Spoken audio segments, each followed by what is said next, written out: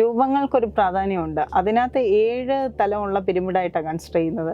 നമ്മൾ ഗായത്രി മന്ത്രം, അതൊരു എക്സാമ്പിൾ മാത്രമാണ്. മന്ത്രത്തിൽ ഓം ഭൂർഭുവ സ്വ മഹാ ജനഃ തപഃ സത്യഃ, ഇങ്ങനെയാണ് ലോകങ്ങളെക്കുറിച്ച് പറയുന്നത്. ഈ സത്യലോകത്തിൽ വരെ യോഗീശ്വരന്മാരുടെ, ശൈവിസത്തിലെ ഒരു സമ്പ്രദായമാണ് യോഗീശ്വര എന്നുള്ള സമ്പ്രദായം.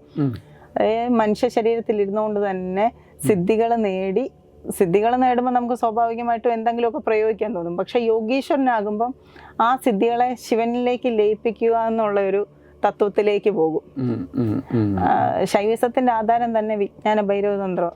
അതിനകത്ത് രുദ്രതന്ത്രമുണ്ട്, അതുപോലെ ഭൈരവതന്ത്രമുണ്ട്.